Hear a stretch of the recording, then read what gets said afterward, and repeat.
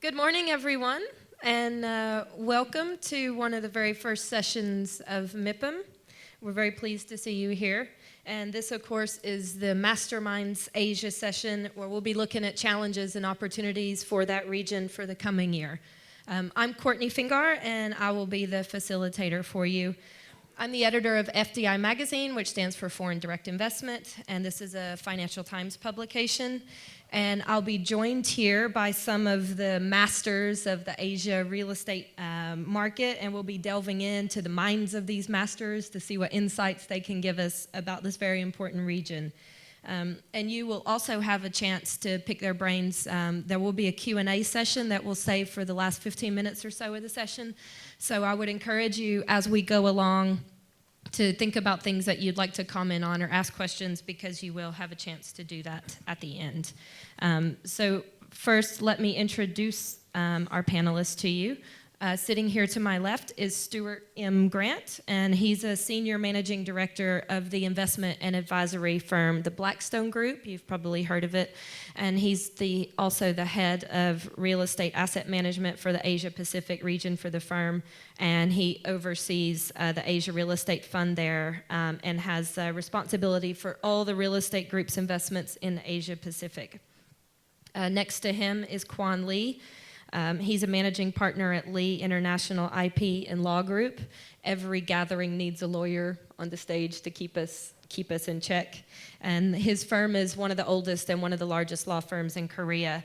And he advises major foreign investors on their entry to the market. In addition to that, he also works closely with the Korean government, advising them on foreign investment, and sits on the investment review board for two of the largest pension funds in Korea. Next to him is David Roberts. He's CEO of IDIS Global. This is an architecture firm, which I think it was launched here at MIPIM some 10 years ago, and this came about through a merger of some firms in Hong Kong. It was the firms of UK and Hong Kong. Architecture firms, and he has more than 20 years of experience as an architect working in Hong Kong and in Asia. And finally, we have Francois Troche. He's the Asia Pacific CEO of GE Capital Real Estate, and he's also the president of GE Capital Real Estate Japan, and he's based in Tokyo, and he supervises the real estate investment and management activities in Japan, in addition to having responsibility for the entire Asia Pacific region. So as you can tell from these bios, the gentlemen here are very well placed to give us some insights on this market. Now, what I've asked them to do in terms of structure is they will go in turn and give us their headline thoughts on opportunities and challenges for the region, and then we'll kind of delve into that in a bit more detail through some probing questioning by myself. So if we start with Stuart first. Okay. Well, good morning, everybody. Thanks, Courtney. I was just saying to Courtney, in a couple of months, the film festival will be here, and I think you'll have people like Brad Pitt sitting in this room and Angelina Jolie, but there'll probably be a bigger attendance. But anyway, we really appreciate you coming out and showing interest in our session here. Just a little bit of background on myself. I'm Stuart Grant, been at the firm for 13 years. Scottish originally, lived in the first career was part of my career was in Asia, working for a large conglomerate. Then I moved to the States and joined Blackstone, and was involved in setting up the London business, the European business, and moved back to Asia 2 years ago. Blackstone, most of you probably heard of our firm. We have multiple different kind of business lines, but real estate's a large part of our business. We have about $100 billion worth of real estate around the world. About 60 billion of that is roughly equity. And yeah, we're in a pretty simple business, real estate. I always think it's a pretty simple business. We really focus on value, looking to buy assets pretty cheaply, typically at a discount to replacement cost. We tend not to like development as we go around the world. We will do some development in India and China. Our average hold period is 3 or 4 years, so we kind of buy it, look to take broken situations, stabilize them, typically sell assets onto core buyers, and our average hold period is relatively short. So Asia came about, I guess, 2007. We opened an office out there, and our business has scaled up. So we're kind of the new guys in Asia. There's people like Francois and others who've been there for a lot longer, but our business has grown kind of incrementally around the world through a pretty conservative firm opened Europe, built that business up, and then we eventually got to Asia. We now have about $3 billion under management of equity, and we're currently raising a $3 billion Pan-Asian real estate fund.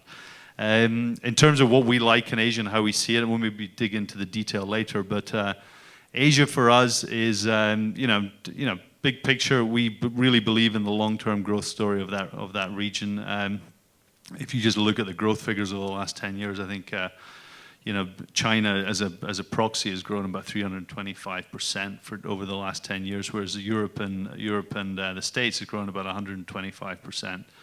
EU is probably at 19 million unemployed, negative growth rates, and Asia, you're seeing countries growing, obviously still with a little bit of correction in the 5 to 7 to 8% range. So we believe in that long-term growth story. We don't think there's going to be a hard landing in China, and we're very much committed to the region. But I'd say the underpinning of our investment thesis in the region is not just to believe the growth story. So we like volatility. We tend to be contrarian players when we play in the different markets, and we look for a little bit of pain, a little bit of distress. When we see a correction, that's typically a time when Blackstone will engage in a market. So an example of that is India.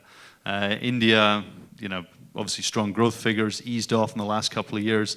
In '07, there was tons of foreign capital that went into that market. Obviously, the domestic players were very strong, and foreign direct investment in India is off 80% since the peak of 2008. The local guys, the capital markets are dislocated, the share price is off in some cases 80%, and there's a tightening of credit. So what does that mean from a real estate perspective? It means that there's value appearing in that market. So we're now buying income-producing assets in India at mark-to-market yields of 15%. These are typically IT parks in places like Bangalore and Pune at 15% mark-to-market cap rates, going in yields of about 11 to 12%, 20% discount to replacement cost. So it's a contrarian bet. We're turning up to kind of fix the broken situation. There's very little competition in that market.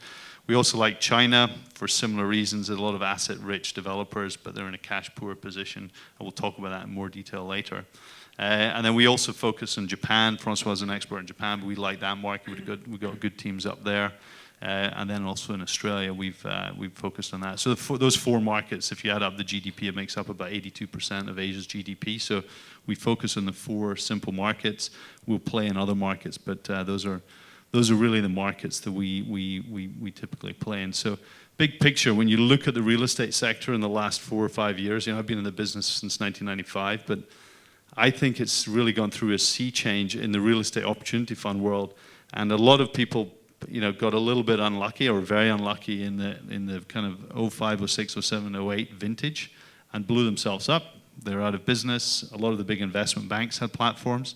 They're no longer playing. So there's actually been a contraction in the number of players investing in the sector, but there hasn't been a contraction in the investor appetite. So the large LPs around the world, sovereign wealth funds, pension funds, etc., still want allocation to real estate. But there's just a lack of players they can give the capital to. So the people who've survived, I think that's a good opportunity. There's definitely a flight to quality.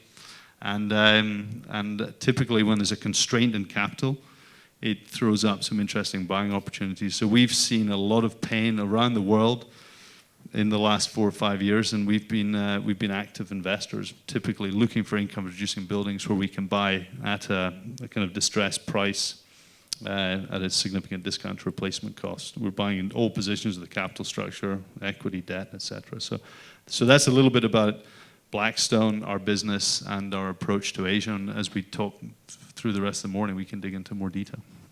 Very good, thank you. And I think Kwon will tell us a bit more about one of the other key markets in the region of Korea. Thank you, Courtney, for the kind introduction, and good morning, everyone. I'm from Korea, and I just arrived to Paris, and we just flew into Cannes yesterday, so I'm still on the jet lag mode. Korea, a little bit about our firm. As the name suggests, Lee International IP and Law Group. We are probably one of the most famous law firms in Korea in terms of IP sector, but we've quickly grown to cover corporate work. And we basically assist foreign investors that are trying to make a real estate investment into Korea in terms of structuring. We provide them with the tax-efficient structures for the investment, obviously the legal side and the drafting, negotiation of documentations, and closing. We have the the first woman president in the history of Korea, Ms. Park Geun-hye. Her father was also president of Korea, who was unfortunately assassinated. And her policy can be summarized in PLEASE, PLEASE. So she's focusing on polarization resolving, looking for new growth engine. Korea have been strong traditionally on shipping, IT, steel, and textile, and we're looking for new growth of engine at the moment. Expanding investment incentives, and this is somewhat related to real estate. Alleviating regulations and energy price stabilizations. Korea at the moment, I think my colleagues here, especially from Blackstone and G Capital, would agree that we are one of the best markets in Asia in terms of core fund investments, which means that we have pension funds, we have real estate arm of insurance companies that are looking to enter our market. I'm not quite sure whether it's a market for the opportunistic fund side, but at least many of the core funds have shown great interest in our market. And that's why the open-ended funds from Germany have traded very strong. Deutsche Bank, now called RIF, they came into the Korean market back in 2004, and they acquired 4 commercial buildings from Samsung Life. And that really started the momentum of other German open pension fund, the open-ended funds that entered into the market. And the Korean real estate market was opened back in 1998 when the law was changed to allow foreigners to make an investment. One of the interesting aspects about the Korean real estate market is that the land and the building are separate properties. And the law was changed in 1998, right after the IMF crisis, where foreign investors were able to acquire land. And that's when GIC came in, the Lone Star came in, the Carlyle came in, and they made a pretty lucrative investment out of the investment back in 1998. And we'll talk more about the currency market this morning. Thank you. Thanks very much, David.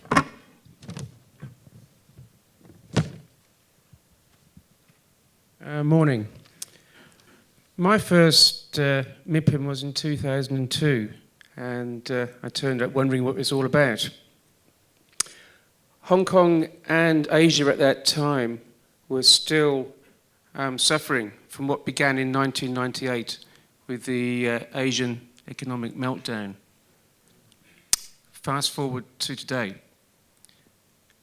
Europe is, for real estate and economic activity, almost asleep, and in some cases on life support. Europe is, for real estate and economic activity, I think, a case that will, in the future, provide opportunity. America today is beginning to show signs of waking up. And I was in the States 2 weeks ago, and I know that things are happening. We'll be moving office in Seattle, hiring lots of staff, same in the LA office. So things there seem to be coming back to life. And Asia is most definitely awake, especially in China. Since 2008, building has continued at a rapid pace in Asia. And I think that today, many valuable lessons have been learned in building, and building technology, materials, green architecture. These things in Asia have been able to be addressed in real time, while the activity has been less in the mature markets of the West. Another interesting development in China and Asia over the last decade is the densification of cities as the rural populations continue to move into urban environments. Mixed-use developments in the form of island development sites with retail, office, hotel, and residential linked into mass transit, transportation, city infrastructures is now a common model.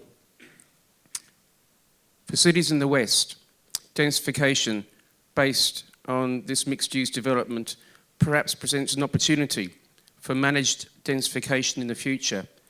If you look at mixed-use developments, they're more sustainable. They allow the connectivity to public transport.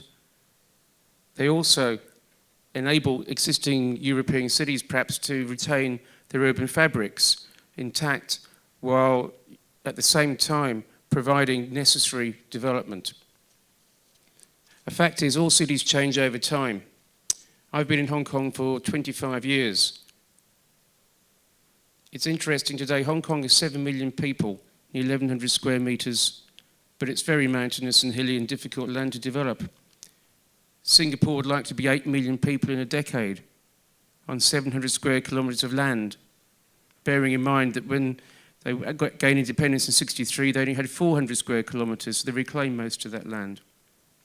Hong Kong now has 120 million square foot of grade A and B commercial space. Shanghai is 70 million. Both cities will be about 140 million square feet by 2020, so Shanghai is catching up fast. Hong Kong is achieving this by a CBD2 in East Kowloon, whereas Shanghai is looking to spread and densification. Finally, besides lessons learned in Asia and China in real estate, it's interesting to see China and Asia developers moving into the mature markets. 2 weeks ago, China Vanke, one of Asia's biggest residential developers, teamed up with Tishman Speyer for 2 towers, luxury residential towers in San Francisco. Hutchinson, Sime Darby, Hong Kong New World, to name a few, are moving into London. And I think going forwards, it's sure that in real estate, East will meet West and West will meet East. Thank you. Thanks very much, Francois. I've only been in Asia 3 years, so I still have still a bit of an outside view on Asia, which I hope will kind of reflect here today. As Courtney mentioned, GE Capital Real Estate is part of GE Capital, the financial services businesses of GE. The real estate business has existed within GE for the last 25 years and in Asia for about 15 years. So we have gone through several cycles in Asia. Most of our investments traditionally and as of today has been in 3 markets in the more mature developed Asia, meaning Japan, Korea and Australia. So my view is a little bit tainted by the exposure we have in these 3 countries versus maybe China where or India or some of these markets where some of my colleagues are very much present. So the topic is, what are the challenges, opportunities of the next 12 months? And I think the view we have is that I think there's never been a better time to invest in Asia. We know the growth story of Asia, but I think there's an additional phenomena happening specifically in the more developed Asia, which is interest rates coming down. We have seen it in Australia, we are seeing it in Korea, Japan has been there for a while as well. And so from an investment point of view, the spread between your yield on your properties and government bonds has never been as high. I think in the region it ranges from 350 basis points to 500 basis points. That's way above the average, which has been around 250 basis points. So that, from a real estate investment point of view, that differential I think is a very attractive story. And the differential is big enough to be a cushion for interest rates coming up eventually, and I think that's a possibility, or even for the occupational markets maybe to be weaker. And if you look at the REIT sector in Asia, has had a tremendous performance. I was looking at some statistics over the last year. Public listed real estate companies in Japan plus 46%, Hong Kong plus 23%, Australia plus 29%. So if you believe that these companies are basically maybe leading indicators of where the real estate market is going, you can see that the trend is very positive. Now, this is not to say that the occupational market doesn't show some weaknesses, and in, let's take Korea or even Australia, there is some weakness in the occupational market because the economy has slowed down somewhat. But I was in France before coming to Asia. So coming from France, I go to Australia, and I know the Australians sometimes complain about their market, but when I see Sydney, Melbourne, and all the cities, I think this is a pretty good economy, and who wouldn't want to emigrate to Australia? So, if you put that lens on, I think one has to be optimistic about Australia, and even if you take Korea, we have a fairly large team in Korea. Koreans want to succeed. They're very, very hardworking. They are creative at the same time. So the combination of the two, is an indication of a very strong economy. And even if there are ups and downs, when people want to succeed and want to work hard and are creative, this is bound to be, good for the market, despite some of the cyclical nature of the market. As I mentioned before, I'm based in Tokyo. So in Tokyo, the situation is not new in terms of interest rates. They have been low for the last 20 years. Okay, so what's new in Japan is more that the occupational market in Japan, I think, is at a turning point. First of all, because the market has dropped so much that it can only sort of go up from there. And then, as you know, with the new government coming in, with Abe's new prime minister, you can see a new policy coming in, which will maybe create a little bit of inflation, and more importantly, will drive the export sector, and therefore we should see the economy grow again. And in Japan, it only needs to grow a little bit, for this to have already tremendous effects. Finally, as I mentioned before, we don't have a lot of exposure into China, so I'm not the best expert in China. And when people speak about China, it's a bit like speaking about the United States. It's such a broad market. So if the basic view is that demand is not an issue in China just because urbanization, then it's more a question of supply. And if you compare Beijing or Shanghai, Beijing, not much supply, very strong market from a rental point of view, and Shanghai, lots of supply coming up, so a little bit more weakness in the immediate future. So it's all a matter of supply and demand in these respective markets, which probably drives how well these markets will perform. And finally, I would conclude by saying that one thing which keeps impressing me in Asia is just the low level of unemployment, and I think that's a key for a market in terms of its level of confidence. Looking at the numbers, even in markets which feel a bit weak, Australia 5%, Japan 4%. I mean, Japan, for an economy which has gone through 20 years of downturn, 4%. You can only dream of that number in Europe.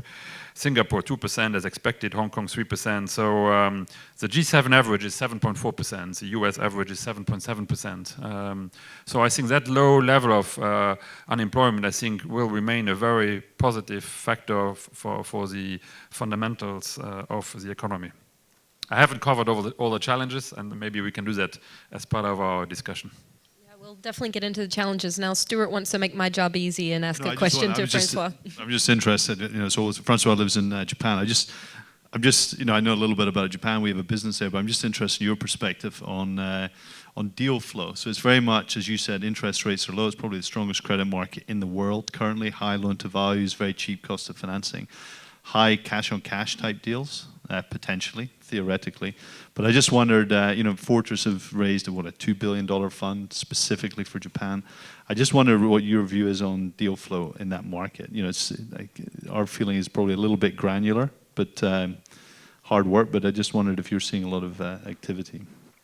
I think you're pointing out on the challenges. I think because all the things I mentioned about Asia being positive, I think the biggest challenge in Asia, generally speaking, is the product, or the deal flow, whatever you call it, because this remains markets which are,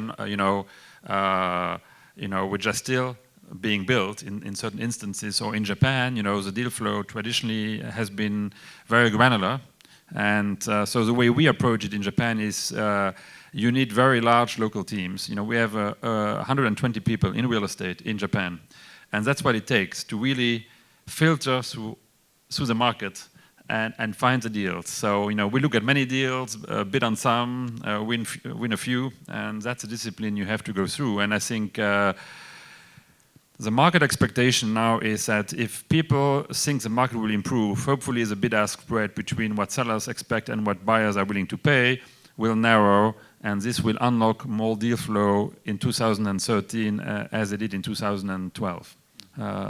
So on residential, I think there's a fairly healthy deal flow, but very, very granular. And on office, it will depend on the market's expectation. Yeah, thanks. And let's continue on maybe and talk about some of the challenges and risks so that we're not kind of overly bullish here.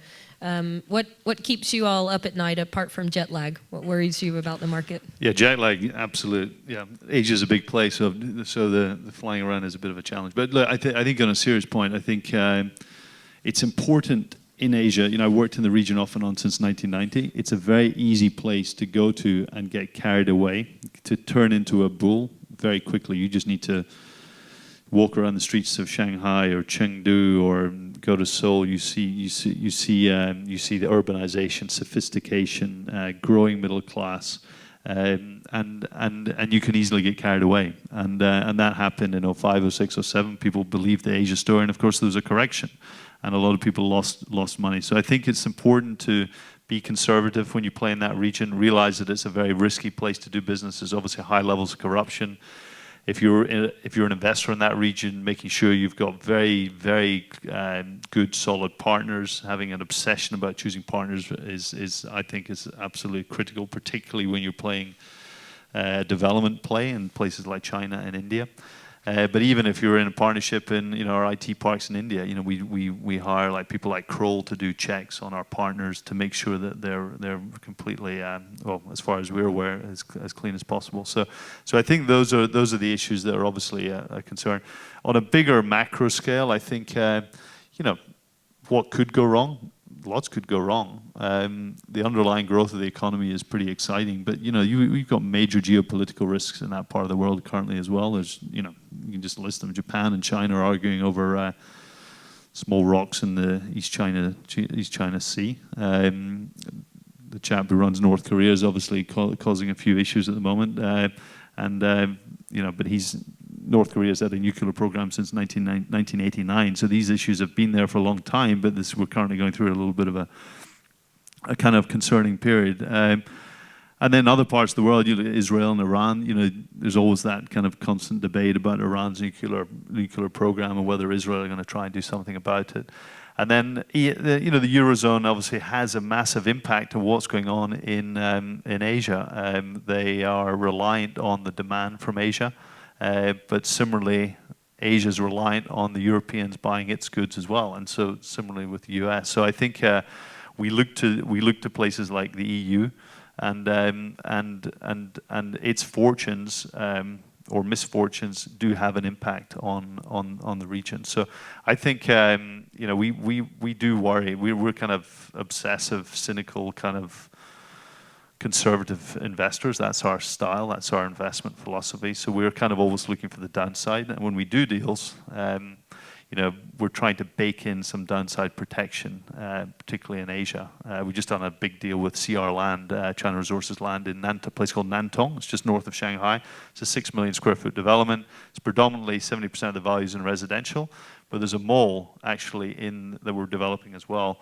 But as part of the downside protection in that deal, we've actually negotiated in the documentation that if the residential sales don't go so well, we can put the mall back to the developer at the joint venture's cost base. We also bought the land at 60% discount to the land comps of 2 years ago, so we think our basis is good. We're in at give you a flavor, we're in at $19 a foot for the land. It's about 1,400 RMB per square meter, so we're in cheap. But I think when you play in Asia, because of the volatility, because things can go wrong, you need to be kind of cautious about the way you structure deals as well. So I think there's geopolitical issues that we also need to be on the lookout for. There's partner issues, corruption, etc. But if you're disciplined and cautious, I think you can mitigate those risks. Right. So not being overly bullish, right, is the safer option. Yeah, and I think the other thing is having, I call it the gray hair, no hair factor on your investment committee. So when you're debating deals, you want to make sure that you have a very robust debate process. So we have a global investment committee. It's every Monday we go through deals. It's a global call, and it's quite interesting. A guy will pitch a deal, for example, in Dalian, and the next minute we're talking about a deal in Denver, and it might be another deal in Dusseldorf. So it's all in the same call. So these guys, or acquisition guys, are competing for capital on a global basis. Steve Schwartzman, the founder of our firm, sits on our committee, along with a guy called Tony James, the number 2 in the organization. But it's a very, very robust debate, and I think that's even more important in markets that are a long way from our New York headquarters. So I think having people who are cynical, seen multiple cycles, pushing back and debating with young, 35-year-old acquisition guys looking at them in the eye and saying, "You're really sure that your assumptions are correct? Do you really believe in this deal?" I think that's a really important mechanism to protecting your customers' capital when you play in a region like keeping Asia. some balance. Kwon, I think you wanted to weigh in. No, I just wanted to follow up on Stuart's and Francois' statement about the deal flow, and there's certainly a challenge in Korean real estate market as well. Korean real estate market is a very competitive environment. We recently worked in a deal for a open-ended fund out of Germany in a financial district, and we were selling the building, and there were 10 bidders, and actually 6 of them ended up signing a CA. So it's a very competitive environment, and many of the foreign investors, the biggest frustration among the foreign investors at the moment is deal sourcing. I mean, it's very difficult and challenging to find the right assets to acquire. They have, the funding has been done since the Lehman crisis, but it's very challenging, difficult to find the right assets. And as an example, none of the Japanese real estate investors have succeeded in the Korean market recently. Maybe one, and they recently opted out to be an asset management business rather than an equity investor. And the reason for their failure was deal sourcing. They just could not find a deal to expand their market. Why is that? I don't want to make any judgments, but I think Japanese investors in general were very cautious in terms of proceeding on a deal.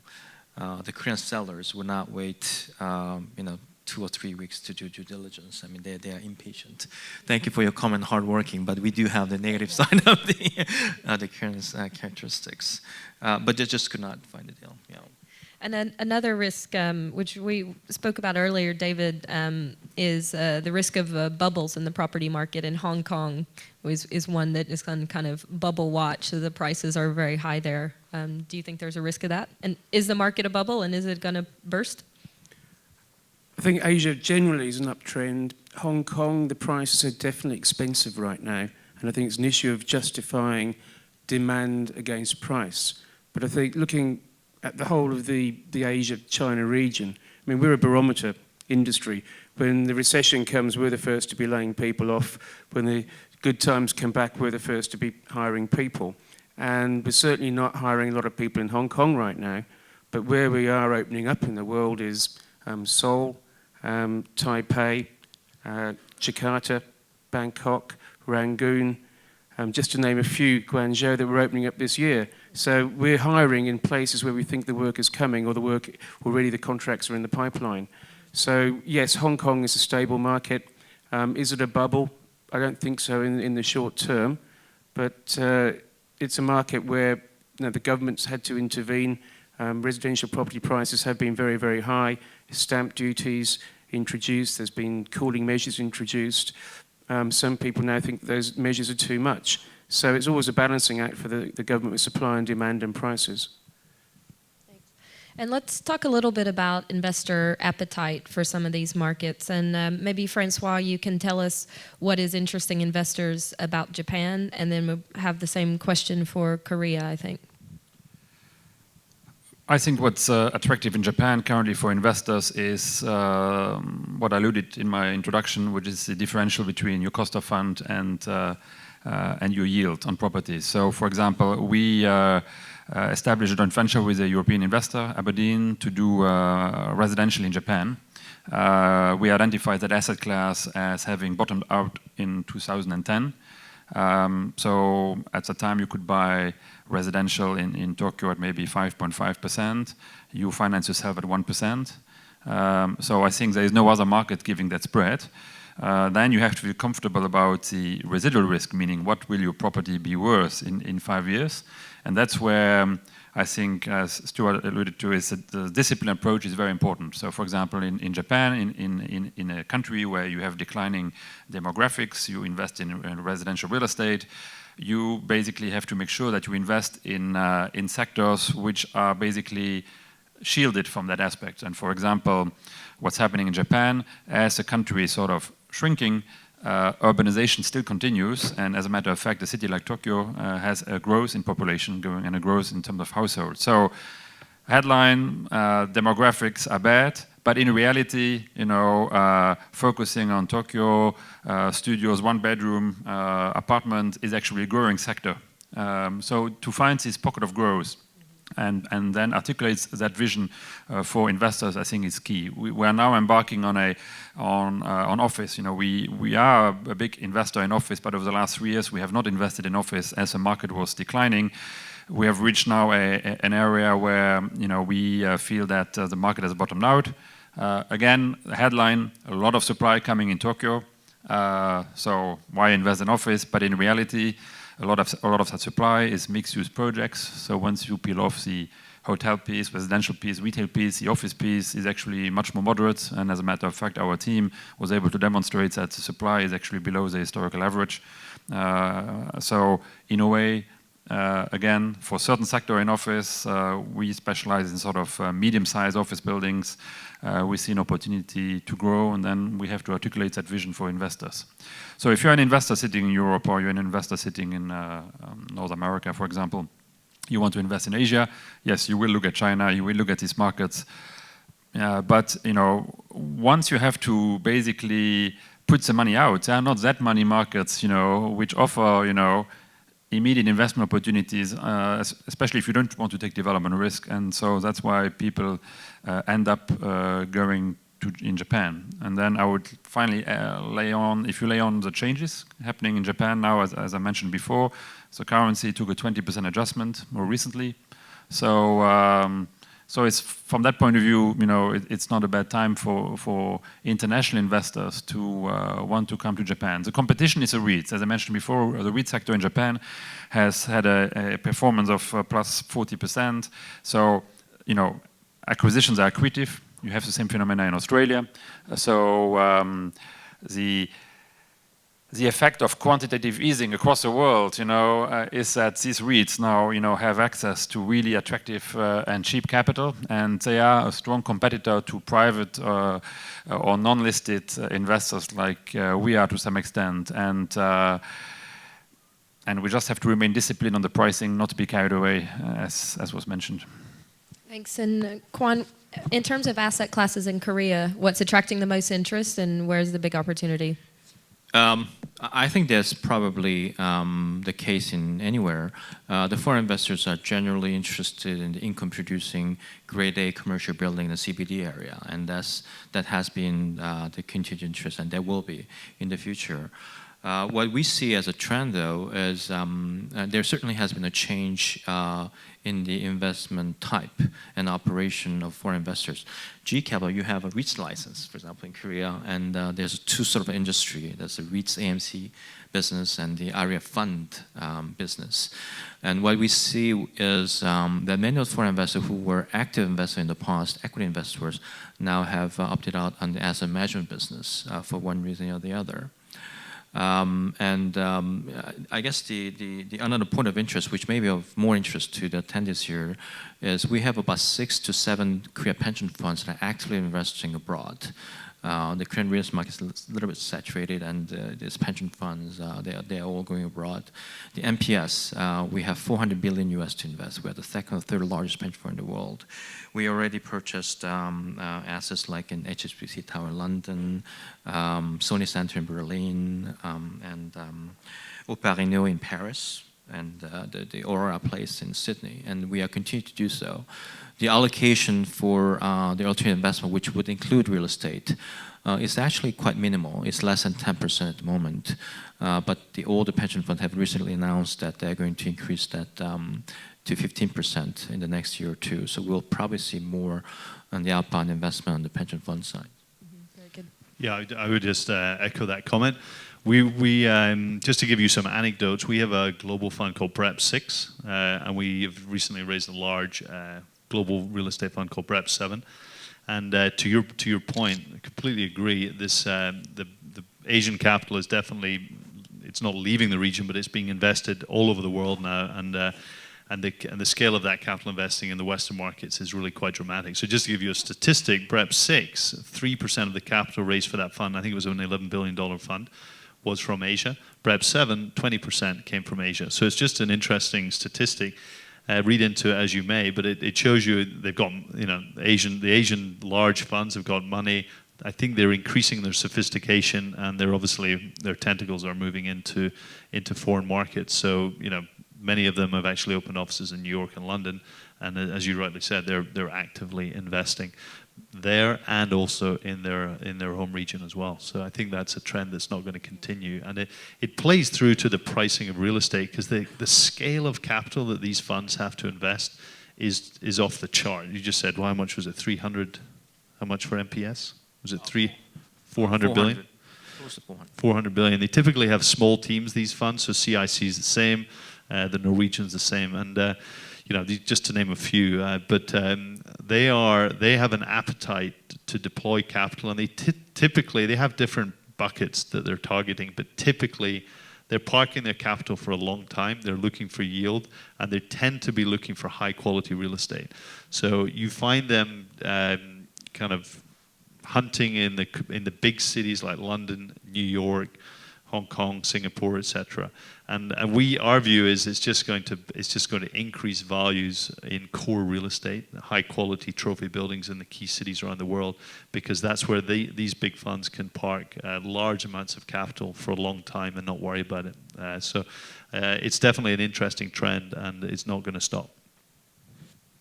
And much interest in second-tier cities, because we've talked a lot about the kind of main business hubs of the countries. What about second-tier cities? I think the general trend in real estate is 24/7 cities, where money is going. So if you take Japan, it's definitely Tokyo. Would we want to go in other cities in Japan on the office front? Probably not. I put China aside, because the second-tier cities, would be tier 1 cities anywhere else, just by the sheer size. Yeah, like Guangzhou, some of the ones that David's playing in, right? Well, I mean, in China, one big development was the high-speed rail network, which effectively shrunk travel times in China and shrunk crime about 40%. And that means that the second-tier cities adjacent to or on these high-speed railway lines are having development modes as well, in addition to the second-tier cities themselves. So the growth and the opportunity in second-tier cities, we're seeing a lot of investment, particularly Asia developers, Hong Kong and Singapore, moving into these second-tier cities in China. So definitely a bit of an exception, I think. Okay, I think we're right at about 15 minutes left, which is the time that we'd like to open up the floor for questions. And I know it's the first session of the day, but I hope that you won't be too shy, because as you can see, we have a panel here with a wealth of experience, so you might as well make the most of it. If you'd like to raise your hand. Here in the front row, and if I could ask you to introduce yourself and say who you represent before you ask a question. My name is Adam Romanov. I'm from New York University. And my question is regarding capital flows being routed through Hong Kong, for example, and otherwise into mainland China. To what degree is repatriation of funds an issue, and how is that changing over time? Okay, I can take that. Yeah, that's a massive issue. So when you do deals in China, structuring is critical. So if you get your structuring wrong, you can get hit pretty badly from a tax perspective. So the delta is literally on the capital gain 10% all the way up to potentially 50, 60%. So typically what happens for people like us, we're very focused on the structuring up front. So you set up a thing called a WUFI, which is a wholly owned foreign entity, to hold your asset typically, and then that WUFI is then held by an offshore vehicle. So when you come to exit, you can be selling the offshore vehicle, and it just broadens your universe of buyers. So that obviously helps from a cap rate perspective, but it also lowers your tax rate as well. So that's something that I think a lot of foreign investors are very focused on. We just bought a building in Shanghai, for example, in Puxi, 560,000 square foot office buildings, a distressed play, over-leveraged Taiwanese developer. One of the things we did, this was an asset held by a Chinese entity, so we had to basically put our structure in place to make it viable for us. But it's a leasing play. We bought it for 48,000 RMB per square meter, so that's like 20% discount to market comps. But the risk we're taking on, the bet, is that we can lease the building up. So we've got to do our asset management work. The grade A vacancy in that market's about 5%, so it's quite tight. So we think we'll lease it up. It's a nice building. But we think part of the value we've created there is actually putting in place this structure that allows us to sell an offshore entity and also easily repatriate capital. But it is a headache, and it's something that I guess we've had a little bit of experience of dealing in Europe. Asia's the same in the States. You probably don't have issues like this to deal with. Thanks. Thank you. Other questions? Gentleman here.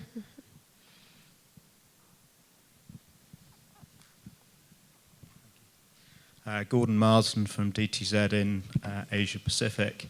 Very little has been said about Southeast Asia, and I recognise that perhaps has something to do with the composition of the panel. But just on the Southeast Asian markets, David, you mentioned about your opening up of offices in Southeast Asia and accordingly seeing more perhaps infrastructure and development related work taking place in those markets. And I'm sort of conscious that Mr. Lee, Korean developers, Korean construction companies are very active in Southeast Asia, as indeed are some of the Japanese groups. So maybe sort of tackling Southeast Asia from that perspective.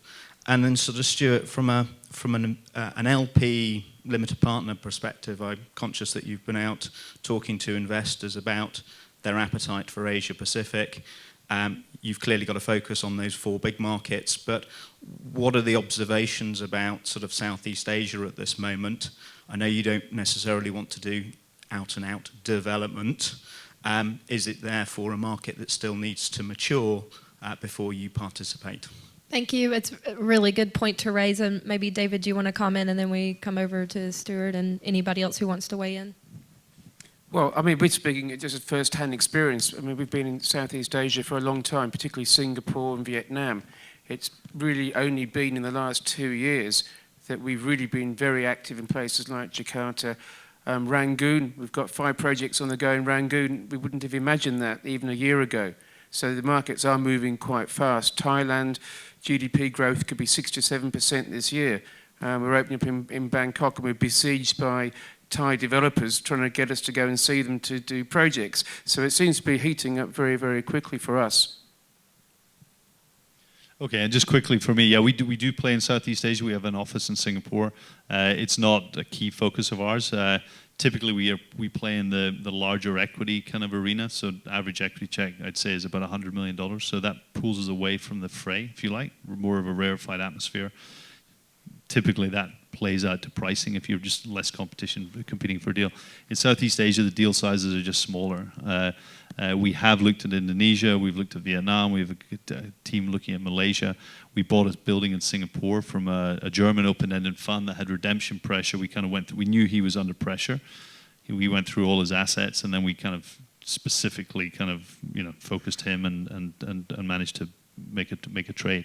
But yeah, it's definitely an interesting region, and we're not ignoring it. But I just think if you ask me where over the next 3 or 4 years where our capital will be deployed, probably 60% will go to India and China. We will do some development in those markets, and Australia and Japan will be the other maybe 30%, and then there'll be a little bit. The remaining 10 will be reserves and a little bit of other countries, but it won't move the needle massively. But yeah, definitely interesting trends. Indonesia being I'd say the standout. Our private equity partners will probably play there first, ahead of the real estate guys. So I think the consumer trends are exciting there, and if you can buy businesses that are exposed to those consumer trends, I think there's good money to be made. Real estate tends to lag, and I think we'll probably make a play there later on. But We did, just to add, have a panel at MIPIM Asia last year specifically on Southeast Asia, and then much of the talk was about Myanmar and Indonesia. These were pretty much the ones that were generating all the excitement. Now, bearing in mind it's not your core markets, is there anything either Francois or Kwon wants to add? It's Gordon, right? Just a few comments on the Southeast Asian market from the perspective of Korean investors and companies. I think it's going to be more than just pure real estate.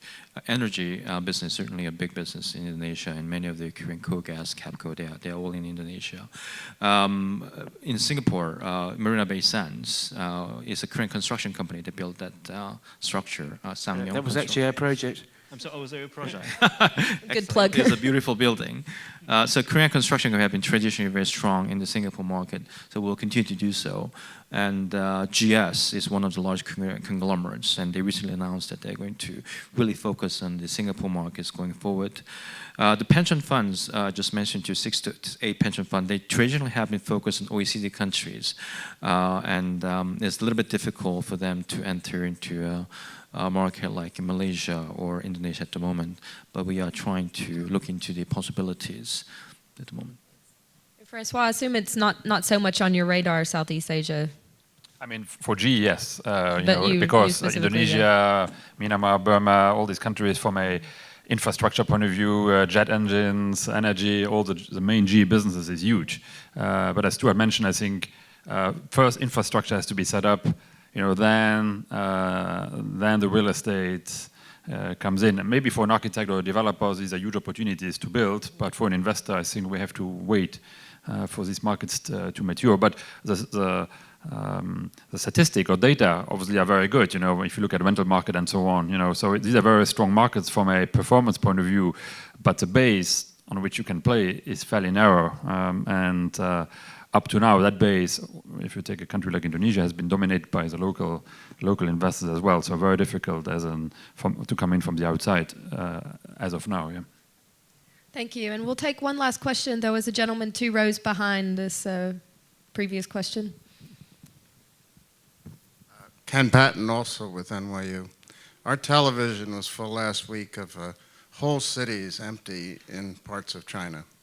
It may be apocryphal, may be sensational, but values typically depend upon supply constraints. And in some of and we've had our own share of boomlets and overbuilding. Is this a threat to valuation in these markets where the Rangoons and hotspots in China just suddenly have huge surges in supply? Okay. Is there oversupply? Yeah, okay. Well, firstly, I wanted to say hello to Ken Patton. I was a student of NYU in 1999, and Ken is a dear friend and dean of the New York University Real Estate Institute, so great to see him here and with some of his students. So anyway, just to answer that question, our view on that, Ken, is this is I saw the clip actually. I can't remember. It was a 60 Minutes last week in the States, and it was kind of it sells advertising space. It sells newspapers. I think it's a little bit overblown. These typically they focus on these things called ghost cities. So if you really drill down and say, okay, let's talk about ghost cities. Where are they? They tend to be in the middle of nowhere. So there's one place called Kangbashi, for example. It's in Inner Mongolia. It was designed, and this is the standout ghost city. It's designed for 1 million people. There's currently 30,000 people there. So it's obviously not full up. It will be full up over time, but it's in the middle. It's Inner Mongolia. It's probably, I don't know, it's probably a 4-hour flight from Shanghai. So I think for people like people on this panel, we trade more in the coastal cities where there's lots of population density. And I think if Kangbashi has got high levels of vacancy and there's nobody living there, is it going to affect the residential market in Shanghai or Tianjin or Dalian or Fujian? I think it's a non-issue. So it's like saying, imagine there was a ghost city built in Alaska. Is that going to affect the real estate values in New York? It's probably not. Well, 100% it's not. So that's kind of how we think about it.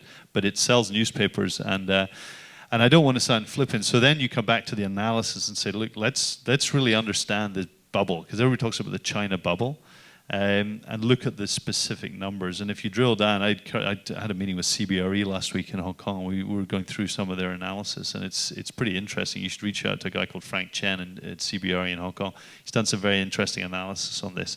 And I've got some statistics here just to give you a flavor. Just last year, residential sales in China were up 8.7%. They sold 10 billion square feet of residential in China, 13 million units. That sounds a lot, but that's what they sold. And the average sale price was 5,400 RMB per square meter, so that's $77 a foot. And another interesting stat he gave us so he's gone back and analyzed the last 10 years. And there were 87 new households formed in China over the last 10 years. And there were only 65 million completed units created by developers. And that 87 million, by the way, excludes upgraders. So there's just new households being formed. It excludes upgraders, and there's a lot of obsolete stock in China that people are wanting to move out from. So our view is that there's not a bubble, certainly in the key markets, and it's backed up by CBRE. I think one of the things to look at, though, is affordability indexes. And I think if you look at the tier 1 city, there are issues with affordability in Beijing and Shanghai, particularly for high-end product. If you go to tier 2, the more affordable product, there's not an affordability issue. It's kind of a 6 to 7 times multiple, same as the UK or the US. So I think, long answer to your question, but it's definitely newsworthy, but I think it's less of an issue. Thank you. And I think to wrap up, Francois has a comment on I was this. just saying, same for retail.